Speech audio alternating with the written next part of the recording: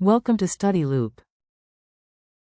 So the question here gives us a scenario here where we have a friend of ours who are considering two cell phone service providers.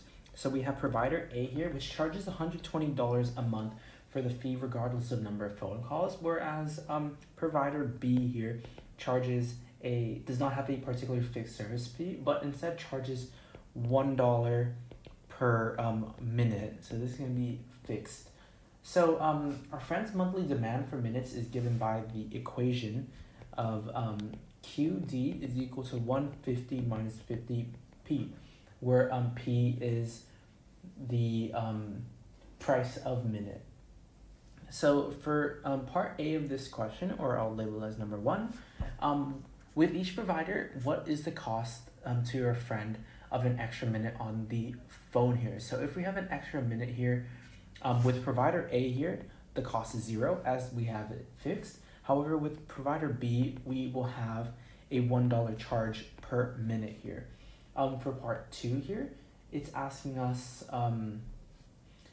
how much would she end up paying each provider per month here.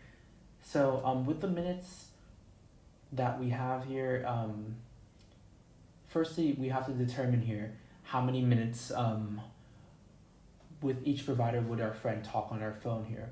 So with the number of minutes that we're given in this equation here, essentially as we have this particular fixed equation, with provider A, it's going to be 150, whereas with provider B here, the price of P here is going to be 1, so we just plug it in, and that's going to be 100.